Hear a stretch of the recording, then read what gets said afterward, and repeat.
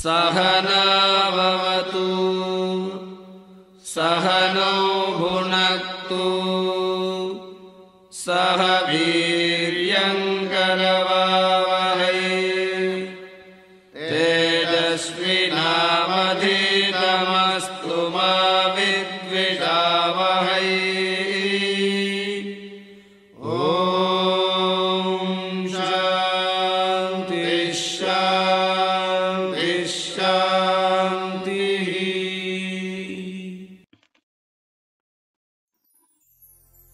ज्ञानेश्वरी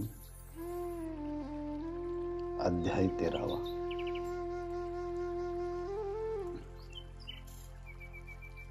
ओवी क्रमांक 693।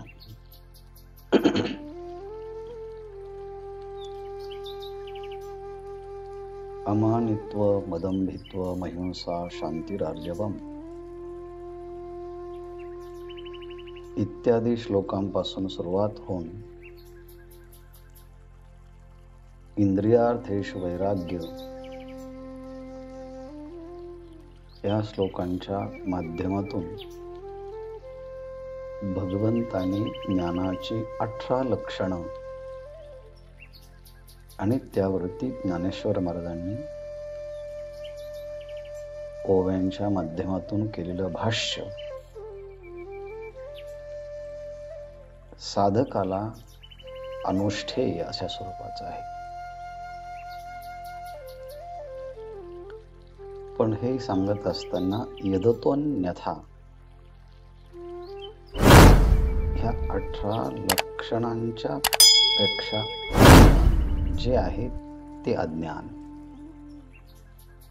हे एवढं एकच पद भगवंताने प्रयोजित केलं। पण ह्या एका पदावरती ज्ञानेश्वर महाराजांनी खूप मोठ्या ओव्यांचा विस्तार केला। त्याचं कारण ज्ञान लक्षण हे शोधावे लागतात ग्रंथांच्या मध्ये, आणि अज्ञान लक्षण हे आपल्यामध्ये असतातच।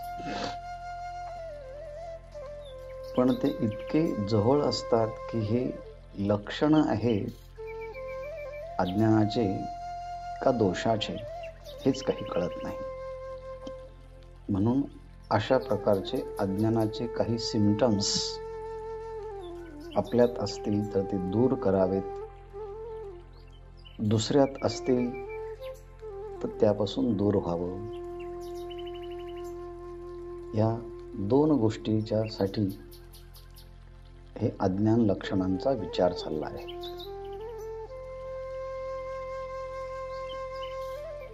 मागे आपण अहिंसेचे लक्षण विचारात घेताना एक गोष्ट पाहिली की जेवणामध्ये खडा असेल तर तो काढून टाकावा. तसं जीवनातील काही अज्ञानाचे दोष असेल तर काढून टाकावे.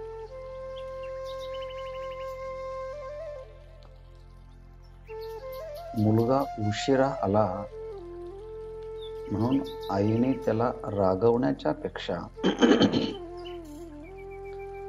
तो लुटारूंना चुकवत चुकवत सुखरूप घरी उशिरा का होईना पोचला म्हणून जसं आई कौतुक करते तसं ह्या विस्ताराने ह्या ओव्या बघत बघत आपल्यातील दोष निवृत्त करण्याचा प्रयत्न जर आपल्याकडनं झाला तर माऊली आपलं कौतुकच करते. आता एवढीशी प्रस्तावना पुरेशी समजून आता पुढच्या ह्या ओव्यांना आपण प्रारंभ करणार आहोत. ह्या ओव्यांचा फार विस्तार करण्याची गरज नाही, कारण हा विषय काही अपरिचित नाही. आणि डॉक्टर महाराज सांगतात, आपण ह्या लक्षणांचा विचार केला तर ही तर त्यातली खरी स्वारी आहे. आपण तर खरं त्यातले मुख्य आश्रयस्थान आहोत असं वाटण्याची शक्यता आहे. असो, अध्याय 13 ओवी क्रमांक 693. आज म्हणजे कालही आपण ओव्या थोड्या वेगाने घेतल्या, आज पण तसंच करणार आहोत. आणि पैगा धनुर्धरा जयाची या अंतरा नाही ओडवारा संयमाचा.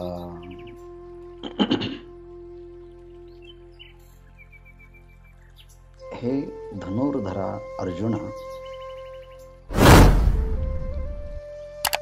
जयाच्या अंतरा संयमाचा ओडवारा नाही.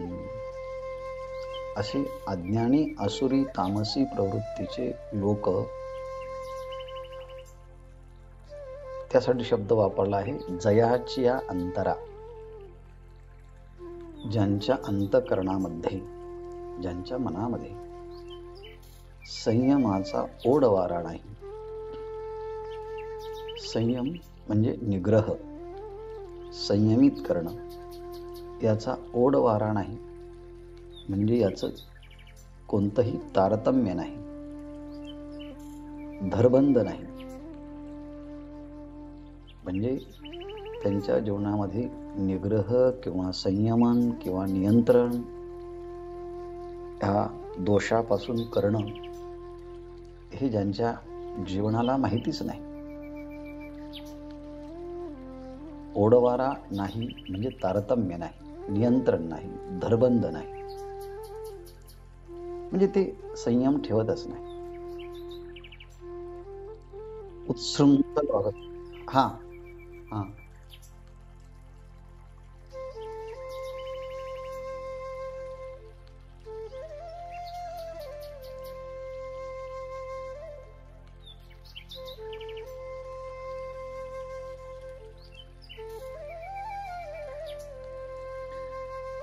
आता सध्या ना सर थोडी अडचणच आहे, कारण जे जॉईन करून घेणारे आहेत ते बाहेर आहेत.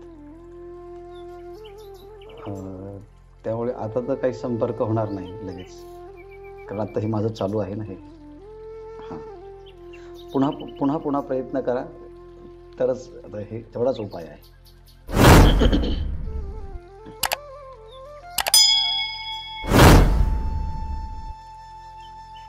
आणि म्हणून संयम नावाचं जे मूल्य असतं ते त्यांच्या जीवनात नसतं.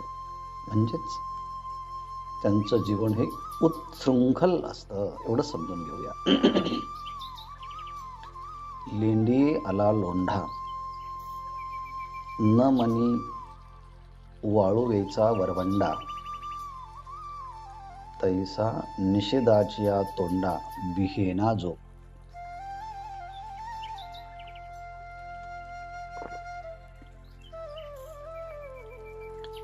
लेंडीये लोंढा आला. लेंडीये शब्दाचा अर्थ आहे छोटा ओहळ.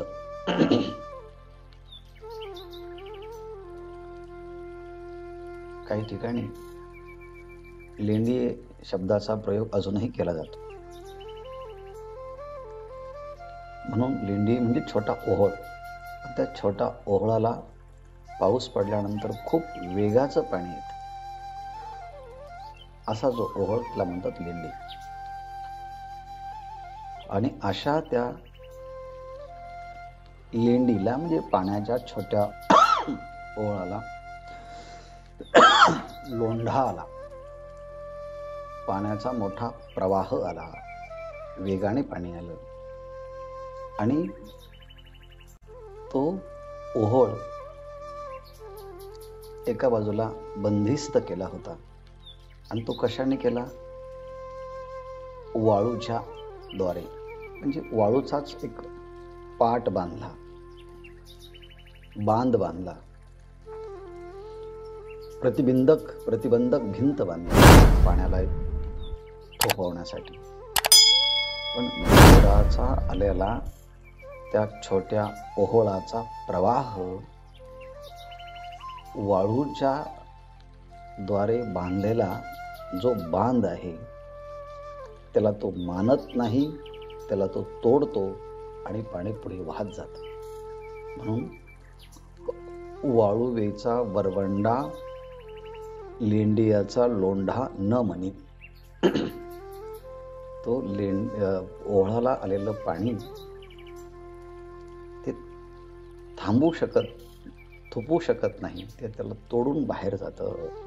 हा दैनंदिन जीवनातला दृष्टांत आहे. पण सिद्धांत काय सांगायचा आहे? तैसा निषेधाचिया तोंडा बिहेना जो. तसं शास्त्राने जीवन जगताना मनुष्याला हे निषिद्ध कर्म आहे, हे तुम्ही करू नका. पण ह्या जीवाच्या अंतःकरणामध्ये एक वासनेचा लोंढा आला.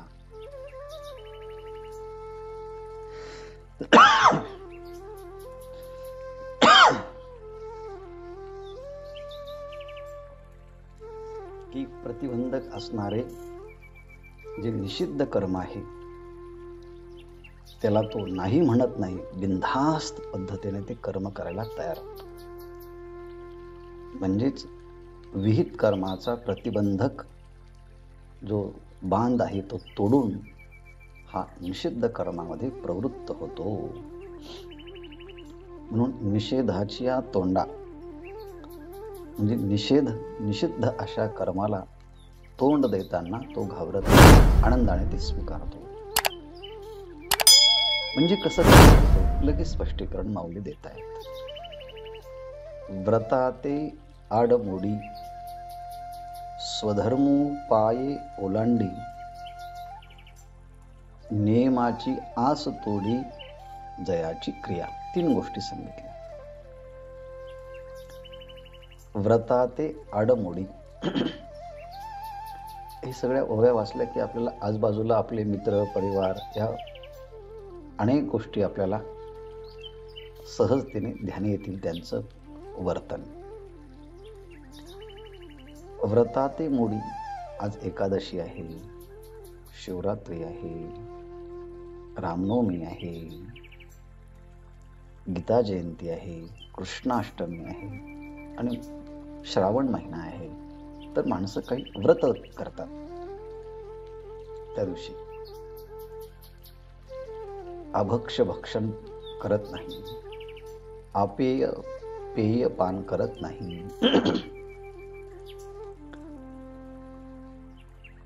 असंग संग करत नाही.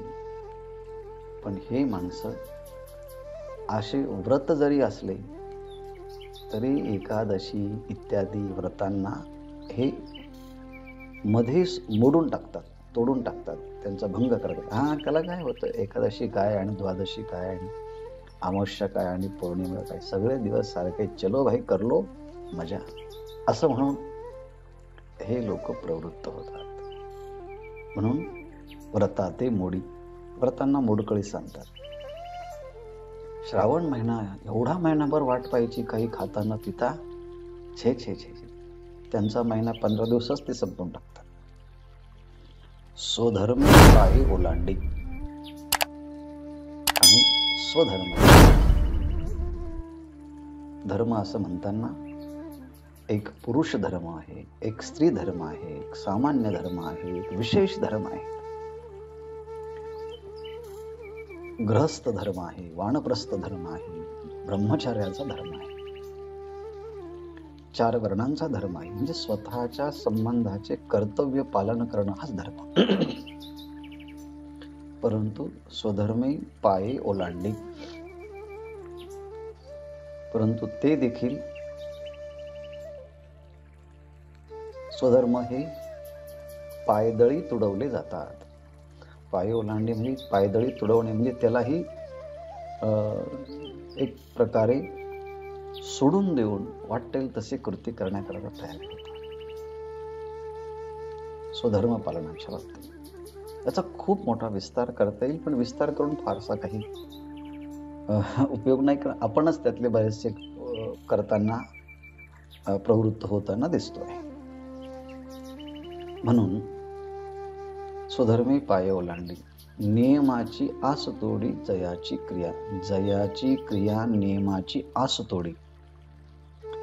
ज्यांच्या जीवनातले ज्या काही क्रिया आहेत, त्या क्रिया म्हणजे शास्त्राने सांगितलेले जे काही नियम आहेत, ते नियम ते पूर्णपणे तोडून टाकतात. म्हणजे त्यांच्याकडून शास्त्राप्रमाणे व्यवहार घडावा अशी आशा सोडून द्यावी म्हटले.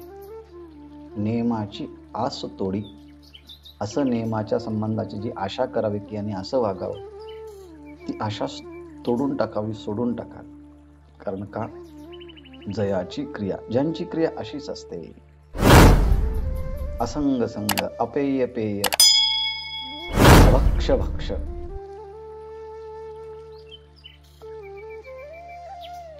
अशा विविध गोष्टी त्यांच्याकडनं, अशा अज्ञानी लोकांच्याकडनं होत असतात. पण त्याला काहीही वाटत नाही. नाही पापाचा कंटाळा, नाही पुण्याचा जिव्हाळा, लाजेचा पेंडवळा खणोनी घाली.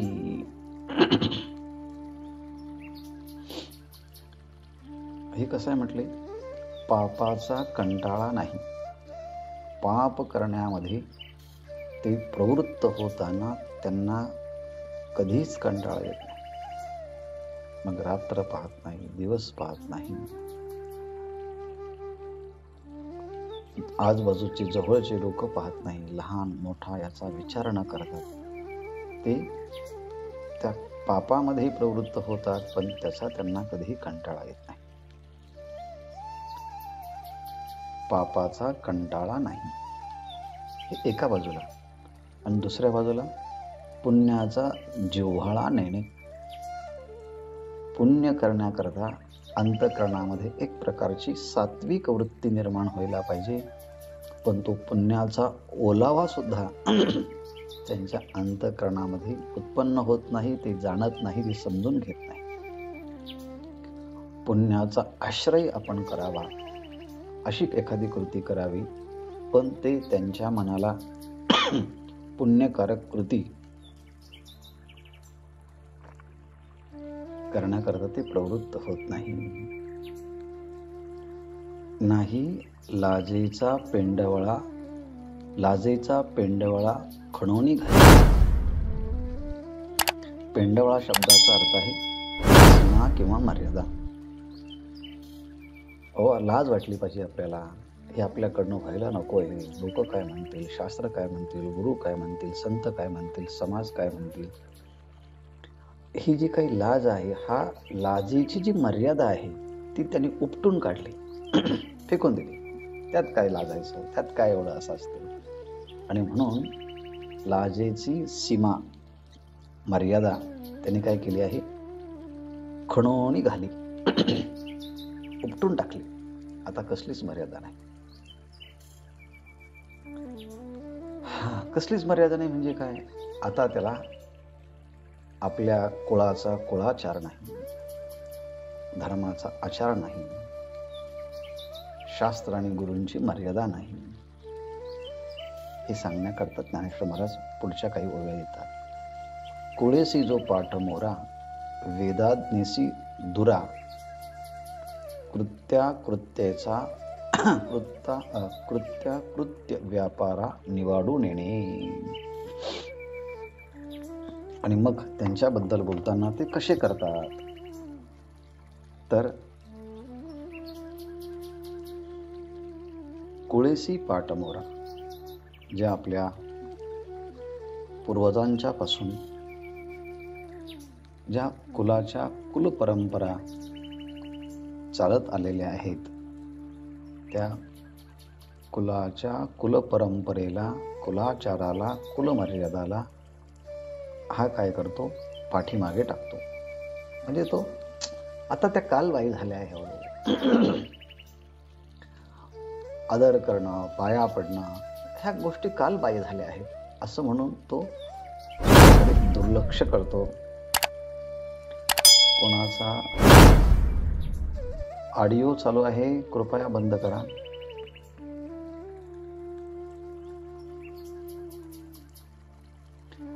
कोणाचा ऑडिओ चालू आहे, बंद करा. कुळेसी जो पाठमोरा, कुळाचाराला तो आपल्या पाठीमागे टाकतो म्हणजे स्वीकारत नाही. वेदाज्ञेसी दुरा,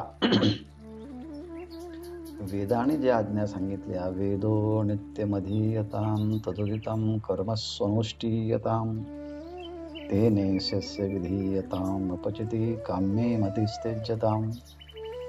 वेदाने सांगितलं की रोज अध्ययन करावं, अध्यापन करावं, नित्य नैमित्तिक कर्म करावं. ही जी वेदाच्या आज्ञा आहे, तो त्या वेदाच्या आज्ञापासून कोसभर दूर असतो. वेदाज्ञेसी दुरा, वेदाच्या आज्ञेपासून दूर असतो. कुळाचाराला पाठीमागे टाकतो आणि कृत्याकृत्य व्यापारा निवाडून येणे, हे धर्माला अनुलक्षून हे कर्तव्य कर्म आहे, हे अकर्तव्य आहे. त्या कर्तव्य कर्माचा परिणाम काय, अकर्तव्य जे करू नये ते केलं तर काय परिणाम होणार, याच्या ज्या सीमा आहेत तो ओळखतच नाही. आणि म्हणून याचा निर्णय त्याला करता येत नाही. या दोन वेगळ्या गोष्टी आहेत, याचा निवाडा त्याच्याकडनं होत नाही. आणि म्हणून कृत्याकृत्य व्यापारा, व्यापार म्हणजे दैनंदिन जीवनामध्ये घडणारे व्यवहार. कृत्य म्हणजे धर्माला अनुकूल आणि अकृत्य म्हणजे धर्माला प्रतिकूल, असा जे व्यवहार घडतात ते कोणता निवाडा, याचा निर्णय त्याला करता येत नाही. आणि म्हणून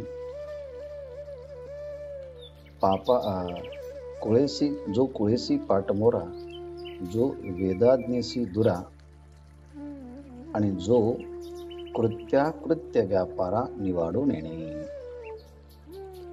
मग आता हा जगतो कसा, राहतो कसा, याला उपमा कशी द्यायची.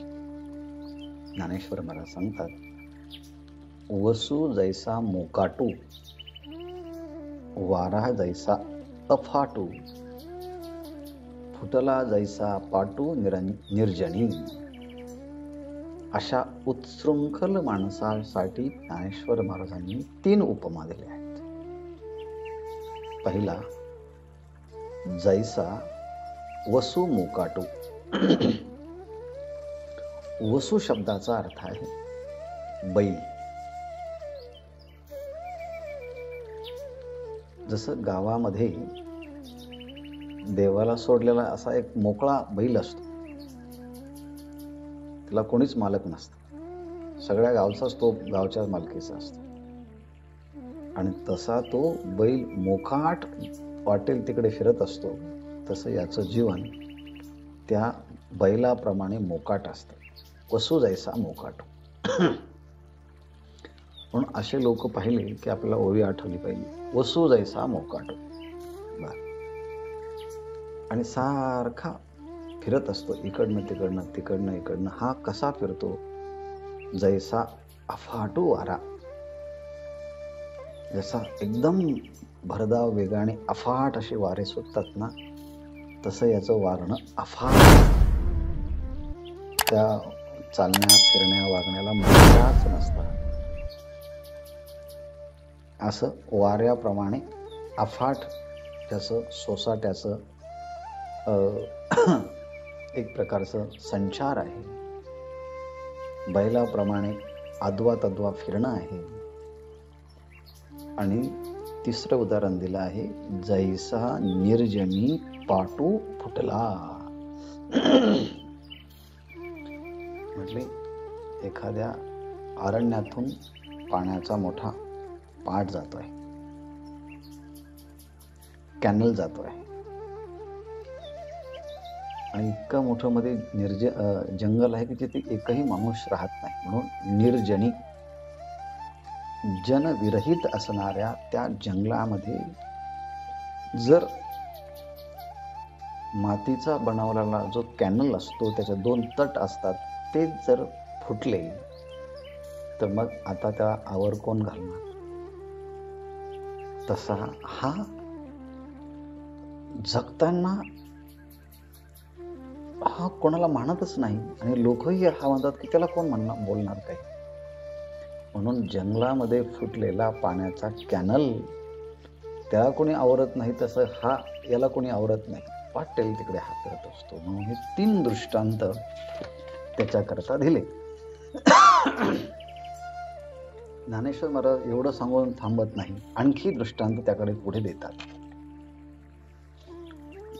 कोणते दृष्टांत देतात बघा. आंधळे हातीरू मातले, का डोंगरी जैसे पेटले, तैसे विषयी सुटले चित्तदयाचे. त्याच्या चित्तामध्ये ह्या बाहेरच्या प्रापंचिक विषयाच्या विषयी कशी आसक्ती असते. हातीरू मातले. हातीरू शब्दाचा अर्थ आहे हत्ती. हत्ती आधीच बलवान, पण त्यामध्ये हा हत्ती असा आहे की तो मुळातच जन्मांध आहे. म्हणून आंधळे हातीरू. आणि तो एकदा की कोणत्या ना कोणत्या कारणामुळे पिसळला, त्यामुळे उन्मत्त झाला आणि मग तो जसा आंधळा हाती स्वैर असा पळत सुटतो, तसं याचं धर्मशास्त्राचे नियम ज्यांनी धुडकावले आणि आता तो आंधळा झाला आहे. सत्ता, संपत्ती, अधिकार, वैभव, तारुण्य इत्यादी कारणाने. आणि मग किंवा जैसे डोंगरी पेटले. वाळलेला डोंगर तो एकदा की पेटला की संपूर्ण तो पेट सगळ्या डोंगराला जाळून टाकतो. तसं म्हटले, जयाचे चित्त विषयी सुटले.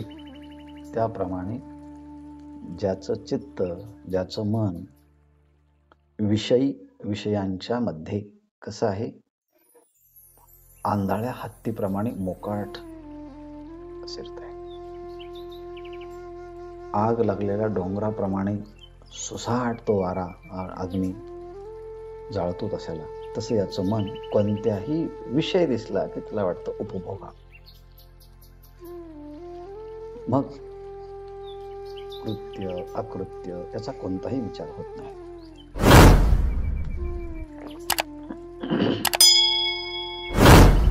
त्याला काही मर्यादाच राहत नाही. कशी मर्यादा राहत नाही? पै वर उकरडा काय न पडे, मोकाटू कोणा नातोडे. ग्रामद्वारीचे आडे नोलांडी कोण, या सगळ्या वाक्यांच्या मध्ये प्रश्नचिन्ह टाकावा आणि मग त्याचं उत्तर आपल्याला जे भेटेल ते त्या ओळीचं उत्तर असेल. प्रश्न कसा आहे?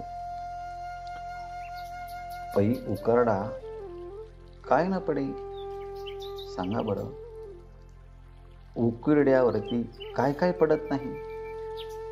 तर उत्तर आहे सगळं काही पडत. मोकाटू कोणा नातुडे, मोकाट जनावर जर इकडे तिकडे फिरू लागलं एखाद्याच्या शेतामध्ये, तर ते कोणाला सापडणार नाही, ते कोणाला पण सापडू शकतं. किंवा ग्रामद्वारीचे आडे कोण नोलांडे. ग्रामद्वारी म्हणजे गावाचं द्वार. पूर्वीच्या काळामध्ये गावामध्ये प्रवेश करताना एक मोठी वेस असायची आणि त्या वेशीतूनच सगळ्यांचा प्रवेश असायचा. म्हणजे जसं घराचं द्वार असतं तसं ते गावाचं द्वार, त्या वेस म्हणतात. मग आता ती गावाची वेस बांधली तर ती वेस, ते द्वार कोण ओलांडत नाही. म्हणजे सगळ्यांनाच आता येताना ते ओलांडूनच जावं लागतं किंवा जाताना ओलांडूनच जावं लागतं. म्हणजे गावाची वेस कोण ओलांडत नाही? सगळेच. उकिरड्यावर काय पडत नाही? सगळंच. मोकाट जनावर कोणाला ते सापडत नाही? सगळ्यांनाच. अच्छा, आणखी ज्ञानेश्वर महाराज थांबत नाही. जैसे सत्री अन्न झाले की सामान्य बीक आले, वाणसियेचे उभले कोण न रेगे. त्यावरती विचार ज्ञानेश्वर महाराज करतायत.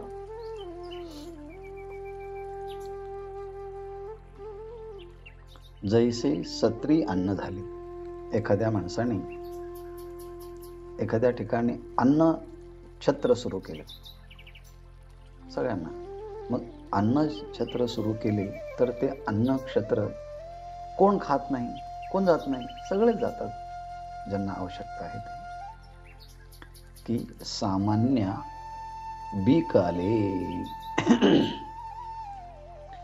एखादा मनुष्य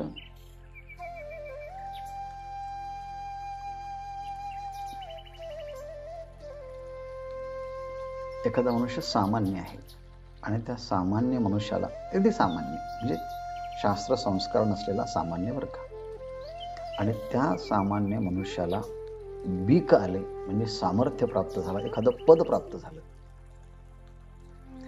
मग असा सामान्य शास्त्र संस्कार नसलेला अनधिकारी व्यक्तीला एखादं पद प्राप्त झालं की त्या अधिकाराचा उपयोग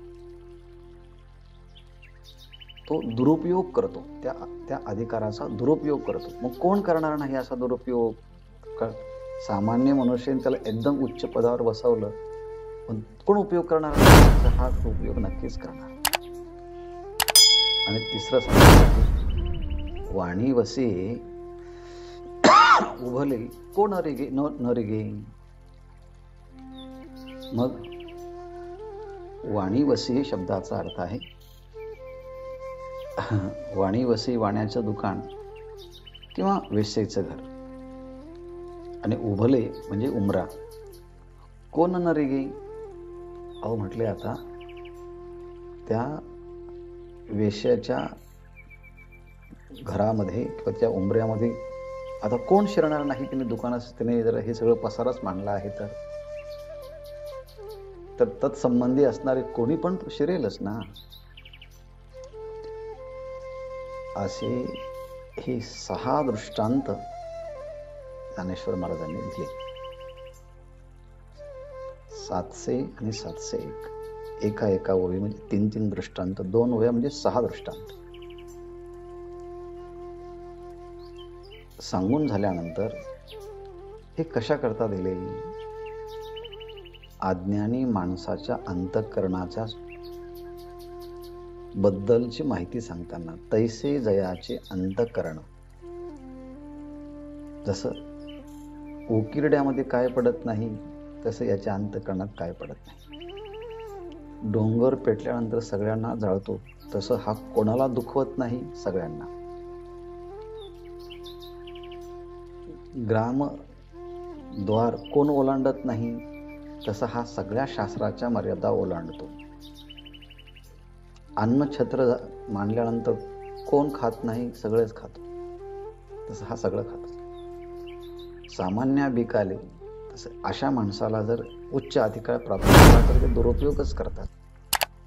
किंबहुना दुरुपयोग करणारे माणसं अंतःकरणाने सामान्यच असतात. आणि विषयाच्या घर कोण ओलांडत नाही, सगळेच म्हणजे त्या संबंधाचे असणारे, आवड असणारे लोक. आणि म्हणून तयाच्या ठाई संपूर्ण अज्ञानाची जाण रद्दी. अशा माणसाच्या जीवन म्हणजे अज्ञानाची समृद्धी त्याच्या ठिकाणी आहे.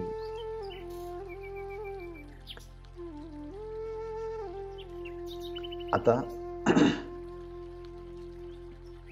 एवढं असल्यामुळे त्याला विषयाची गोडी खूप आहे आणि तो कधी तो विषय सोडत नाही.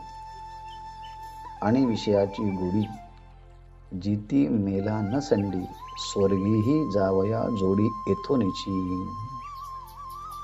अहो म्हटले, विषयाची गोडी जित न संडी आणि विषयाची गोडी मेला न संडी. जिवंत असताना तर विषयाची गोडी त्याला सुटत नाहीच, पण मेला तरी विषयाची गोडी त्याची सुटत नाही. म्हणजे जिवंत असताना त्या विषयाची लालसा तर असते आणि तो विषय भोगतो, पण मरताना सुद्धा तशीच वासना घेऊन पुन्हा जन्माला येतो आणि पुन्हा तशीच विषय उपभोगतो. म्हणजे जिवंत असताना सुद्धा विषय सोडत नाही आणि मेला तरी सोडत नाही, पुन्हा जन्माला येऊन ते करतो. एवढा हा विषयाभिलाषी असतो. आणि इथे तर तो श्रीमंतीचा उपभोग आपल्या दुरुपयोगा करता करतोच, पण इथून गेल्यानंतर आपला स्वर्गाला जायचं आहे. मग तिथे गेल्यानंतर सुद्धा आपल्याला असंच ऐश्वर्य प्राप्त झालं पाहिजे, म्हणून तो इथे सकाम कर्माची जोडी, सकाम कर्माचं गाठोडं, त्या ठिकाणी पुण्याची जोडी, पुण्याचा लाभ तो इथे निर्माण करत असतो. विषयाची गोडी जिती मेला न संडी, स्वर्गीही खावया येथोनी जोडी. स्वर्गात गेल्यानंतर आपल्याला तिथेही सुद्धा उच्च प्रकारचे भोग मिळाले पाहिजे, अशा प्रकारे काम्य कर्माच्या द्वारे पुण्य संचय करत असतो.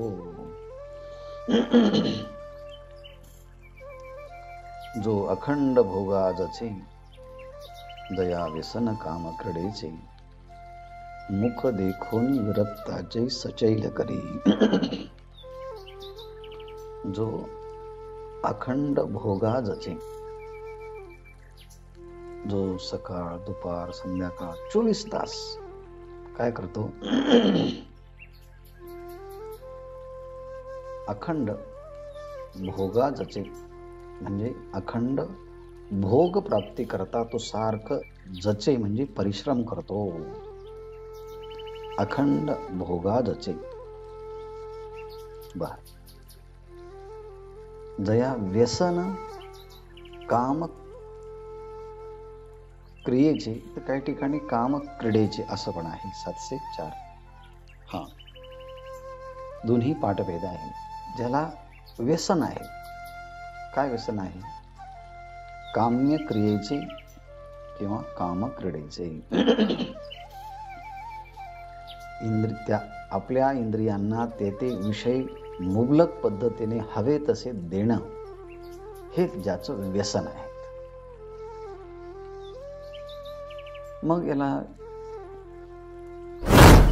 अचानक एखादा विरक्त साधू महापुरुष डोळ्याला दिसला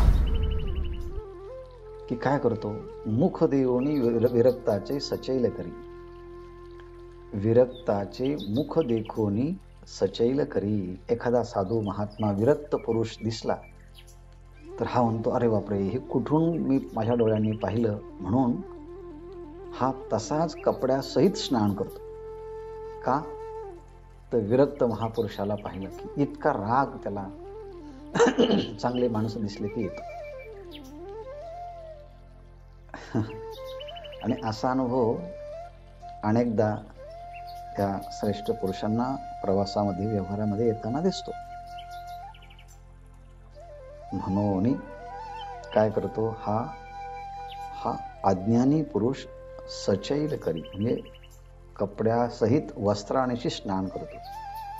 का तर विरक्ताचे मुख देखून. एखाद्या विरक्त महापुरुषाचं तोंड पाहिलं, मुख पाहिलं की त्याला राग येतो. अरे आपल्याकडनं काहीतरी घडलाय, पाप घडलाय, म्हणून सचैल स्नान करतो. पण याला मात्र विषय भोगण्यामध्ये स्वारस्य असते. हा कधीही विषयाला कंटाळत नाही. पण हा जरी विषयाला कंटाळला नाही तर अशी एक वेळ येते विषय याला कंटाळतात. ज्ञानेश्वर महाराज सांगतात, विषो शिणोणी जाय.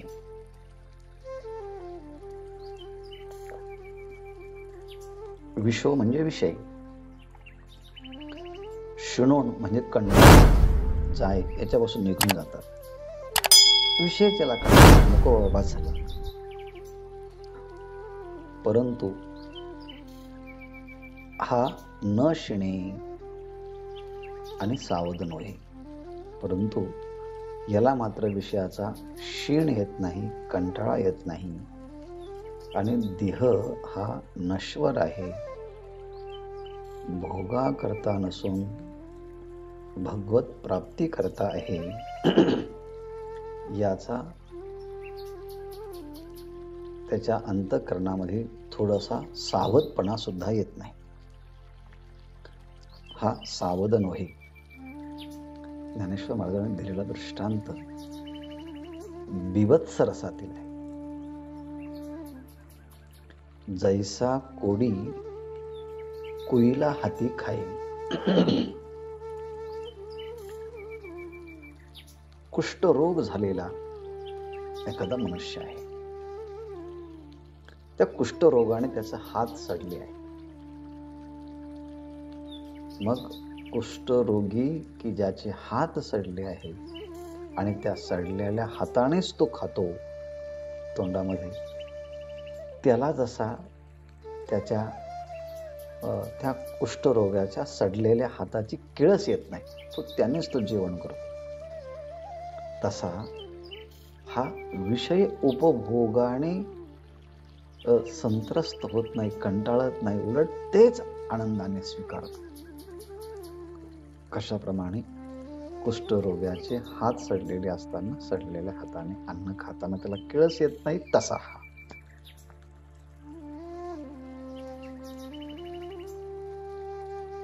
जैसा कोडी कोईला हाती खाई. देहावरती आसक्ती असल्यामुळे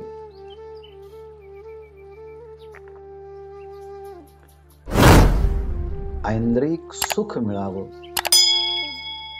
आणि ते त्याला कायम भेटावं आणि हवं तसं भेटावं, असा विषयाभिलाषी व्यक्ती कसा जीवन जगतो, त्याचं उदाहरण ज्ञानेश्वर महाराजांना कुठं शोधलं आणि हे कसं पाहिलं हे त्यांनाच माहिती. पहा, खरी टेको नेदी उडे, लाथोनी फोडी नाकाडे, तेवी जीवी न काढे मागवता खरं.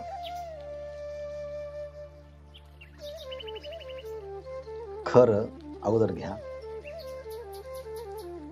खरू म्हणजे गाढव.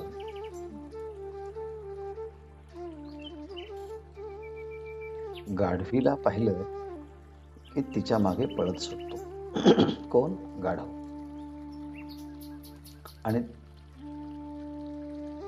ती काय करते? खरी म्हणजे गाढवीन.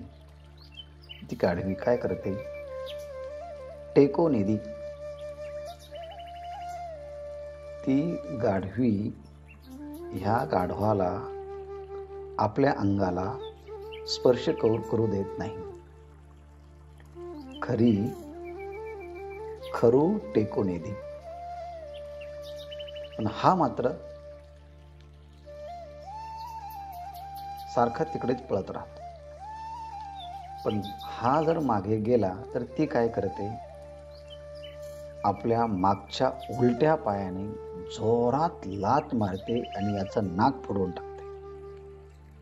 म्हणून उडे म्हणजे मागच्या उलटे करते ती. आणि काय करेल? उडे लाथोनी उडे आणि नाकाडे फोडी. ते मागचे पाय जोरात असे उलटे मारते आणि ह्या गाढवाचे नाक फोडून टाकते. मग आता त्याने तिथून जावं ना. माऊली म्हणतात तेवी त्याप्रमाणे हा तसा असतो. तेवी न काढे मागवता खरं. पण तिथून सुद्धा हा गाढव मागे फिरत नाही. नाक फुटलं तर चालेल, पण मी मात्र त्या गाढवीच्या पाठीमागे जाईल, अशी गाढवाची वृत्ती असते. पण ह्या गाढवाच्या वृत्तीचं अनुसरण किती गाढव दोन पायाचे करतात हा स्वतंत्र ज्याचा त्याच्या संशोधनाचा विषय आहे. फार आपण चर्चा कशाला करा. तैसा जो विषया लागी उडी घाली जळती आगी व्यसनाची अंगी लेणे मिरवी. पहा, जो विषया लागी जळती आगी उडी घाली. त्याला जर हवे तसा विषय पाहिजे असेल आणि त्याला सांगितलं की ह्या जळत्या आगीमध्ये उडी घातली तर तुला देऊ. तो प्राण संकटामध्ये असताना येण्याची वेळ झाली तरी हा जळत्या आगीमध्ये उडी घालण्याची तयारी दाखवतो. पण तो विषय प्राप्तच करतो. दुसरं वैशिष्ट्य, असे माणसं चुकीचे कर्म करतात, पण ते लांछनास्पद आहे असं न मानता ते त्याचं भूषण सांगतात. म्हणून व्यसनांची अंगी लेणी मिरवी. मला सकाळ संध्याकाळ एक पॉकेट लागतं. आपण पित असतो, आपलं पित असतो, म्हणजे ते चुकीचं आहे पण ते भूषण सांगतो. आपण एकादशी पाहत नाही की काय पाहत नाही, सकाळी पहिला प्याला पॅक घेतो, संध्याकाळपर्यंत अनेक पॅक संपवतो. अरे पण हे दूषण आहे ना. अरे हे तर भूषण आहे आमचं.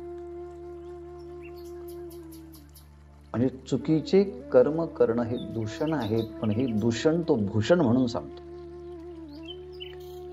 व्यसनी अंगी व्यसनाची लेणे मिरवी. स्वतःच्या अंगामध्ये असणारे हे दुर्व्यसन आहे, तो भूषण म्हणून मिरवतो. फुटोणी पडे तव मृग वाढावी हाड हाव परी न म्हणे माव रोहिणीचे. दुसरा दृष्टांत दिला हरिणाचा. हरिण पाणी पिण्यासाठी सारखं पळतं आणि त्याला पाणी भेटत नाही, पण तो आशा मात्र सोडत नाही, कारण तो पळतो आहे मृगजळाच्या पाठीमागे. म्हणून फुटोणी पडे तव, जमिनीवर पळून पळून तो त्याचं हृदय फुटून श्वास गती वाढून तो फुटून मरतो. पण मृगजळ, तो मृग म्हणजे हरण, हाव वाढावी, पाणी पिण्याची जी हाव आहे, आता भेटेल, आता भेटेल, आता भेटेल म्हणून ती हाव वाढत जाते. पण असं म्हणत नाही की हे मृगजळाची हे जे आहे हे जमीन आणि सूर्यकिरण यांचा स्पर्श झाल्यानंतर हे रोहिणीची माया आहे, हे एक प्रकारचं भ्रम आहे असं म्हणायला तयार होत नाही. हृदय फुटून मरतो पण खोटं आहे असं म्हणायला तयार होत नाही. तसं जन्मोनी मृत्यूवरी विषय त्रासिता बहुता परी परी त्रासो नेघे धरी अधिक प्रेमे.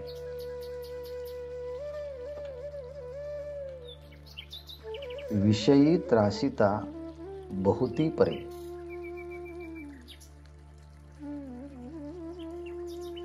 तैसा जन्मोनी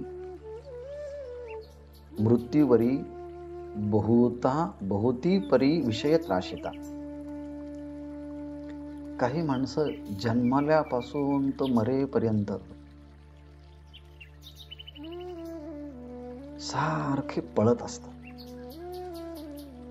ते घ्यायचं, हे घ्यायचं, ते घ्यायचं, हे घ्यायचं, खूप संपादन करतात आणि छोट्या छोट्या गोष्टीसाठी त्यांना खूप त्रास होतो, खूप संघर्ष सहन करावा लागतो, खूप स्पर्धा करावी लागते. आणि ही गोष्ट एक दिवसाची नाही म्हटली, जन्मोनी मृत्यूवर, जन्मापासून तर मृत्यूपर्यंत सारखा संघर्ष, सारखी आशा, सारखा त्रास. आणि असे संपादन करताना ते विषय याला अनेक प्रकारे संत्रस्त करतात, सळो की पळो करून सोडतात. विषयी बहुता परी त्रासिता, त्या विषयांनी याला गांजलेलं असतं, अनेक संकटात टाकलेलं असतं.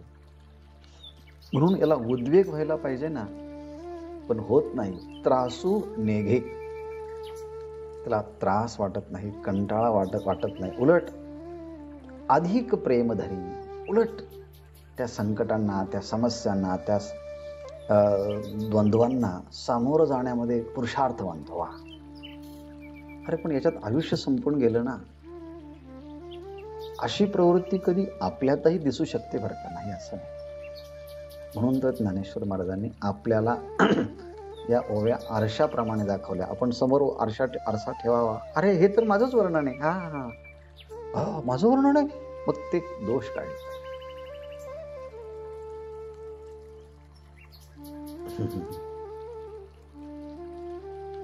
विषयाची आसक्ती कशी असते, ज्ञानेश्वर महाराज सांगतात,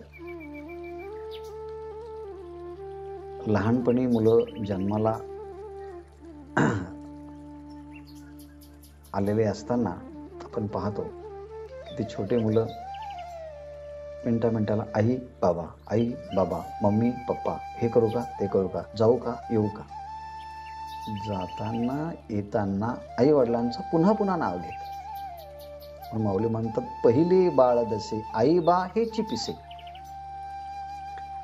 आई वडील बाबा आई ह्या नावाचा ते सारखा टाहो फोडतात, जणू काही त्यांना ह्या नावाचं वेड लागलेलं असतं. छोट्या छोट्या गोष्टीसाठी पप्पा मम्मी आई बाबा असं नाव घेत असतात.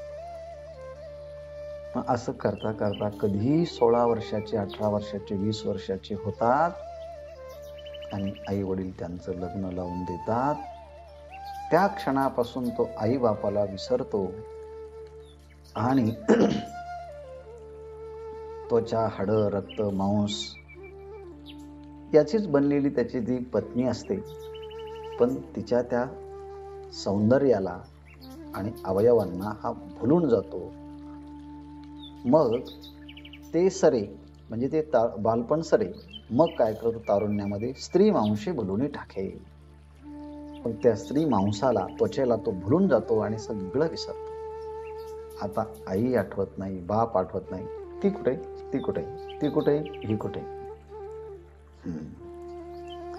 मग ते तारुण्यामध्ये हिला कोणी पाहिल, हिला कोणी बोलेल, हिला कोणी दुखवेल, म्हणून तो सर्व बाजूने तिची काळजी घेतो. हिला वारा लागेल, तिला कोणाची दृष्ट लागेल, हिची अव्यवस्था ह्या एकत्रित कुटुंब व्यवस्थेमध्ये होईल, म्हणून तिला घेऊन लांब कुठेतरी शहराच्या ठिकाणी जातो आणि सगळ्या सुविधा तिला प्रदान करतो आणि ह्या सुविधांच्या देण्या घेण्यामध्ये याचं आयुष्य कधी उतार व्हायला लागतं कळत नाही. मग स्त्री भोगिता थावो. मग त्याला हळूहळू काय येतं, त्या संसारिक जीवन जगत असताना तो थकतो आणि मग वृद्धापे येऊ लागे. मग हळूहळू त्याला एक प्रकारचं वृद्धाप्य म्हणजे म्हातारपण येऊ लागतं. स्त्री भोगिता थावो वृद्धाप्य येऊ लागे. स्त्री भोगीत असताना त्या ठिकाणापर्यंत येतो आणि वार्धक्य आलं की मग आता ती बायको त्याला तिरस्कार करते, असं झालं काय सारखं इकडे इकडे परत असतात. तर मग ते सोडून देतो. मग ते प्रेम आता पुन्हा तेची प्रेम भाव बाळकाशी आणि मग ते लहान मुलं घेऊन इकडे हिंडत असतो, माझं माझं माझं माझं म्हणत जातो.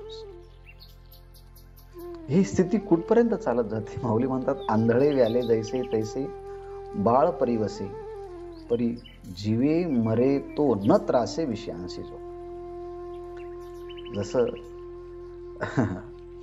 एखादी स्त्री अंध असावी आणि तिला मूल व्हावं आणि त्यामुळे अंध असणारी ती आई त्या मुलाला कायम जवळ घेऊन बसते. म्हणून आंधळे उलट झालं. जसं एखादा आंधळे व्याले, या ओळीचे दोन अर्थ केले आहे. म्हणजे आंधळे व्याले म्हणजे मूल आंधळ जन्माला आलं, किंवा आंधळे व्याले म्हणजे आंधळा आई आहे आणि तिने मुलाला जन्माला घातलं, तर ती अंध आई मुलाला कायम जवळ घेऊन बसते. किंवा मुलगा आंधळा झाला तर ती डोळस आई त्या मुलाला सारखी जवळ घेऊन बसते. आंधळे व्याले तैसे बाळे परिवसे, त्याप्रमाणे हा म्हातारा झाला तरी मुलं बाळ नातोंड यांच्या अवतीभोवती असतो, सारखा घेऊन बसतो तो. त्याच्यापासून तो वेगळा होत नाही, अलग होत नाही. परी जीवे मरे तो न त्रासे विषयांशी. असं करता करता तो जीवानिशी एक दिवस मरून जातो, पण ह्या सगळ्याचा कंटाळा त्याला येत नाही. हे चिन्ह जर असेल तर याला काय म्हणावं. ज्ञानेश्वर महाराज म्हणतात, तो मनुष्य अज्ञानी असं समजावं. जाणतयाच्या ठाई अज्ञानाशी पारू नाही. त्याच्या ठिकाणी अज्ञानाचा पारावारा नाही, अमर्याद अज्ञानाचा ठेवा त्या ठिकाणी आहे असं समजावं. जर कोणात दिसत असेल तर आणि आपलात असेल तर ते काढण्याचा प्रयत्न करावा.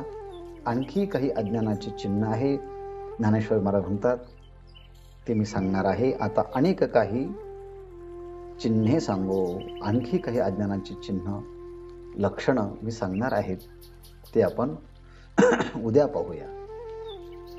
आणि हे सगळे लक्षणं पाहत असताना याच्या विरुद्ध म्हणजे ज्ञानाचे लक्षणं काय पाहिले की तो पुत्रदार गृहादिषु असक्तिरण विश्वंग पुत्रदार ग्रहादिषु, हे लक्षण जे पाहिलंय ना, तो पुत्र दारा गृह यांच्याविषयी तो असक्त असतो. हे ज्ञानाचं लक्षण पाहिलं. आणि हे जे पाहतो आहे त्याच्या विरुद्ध हे अज्ञानाचे लक्षण आहे. म्हणून ह्या लक्षणांचा, अज्ञानाच्या लक्षणांचा विचार करताना याच्या विरुद्ध ज्ञानाचे लक्षण कोणते आहे हे कळलं पाहिजे. आणि ते करताना हे कोणते आहे, ज्ञान लक्षण पाहत असताना अज्ञान लक्षण कसं आहे हाही विचार झाला पाहिजे. आणखीही या संबंधीचा विचार आहे तो उद्या पाहूया. तूर्त थांबूया.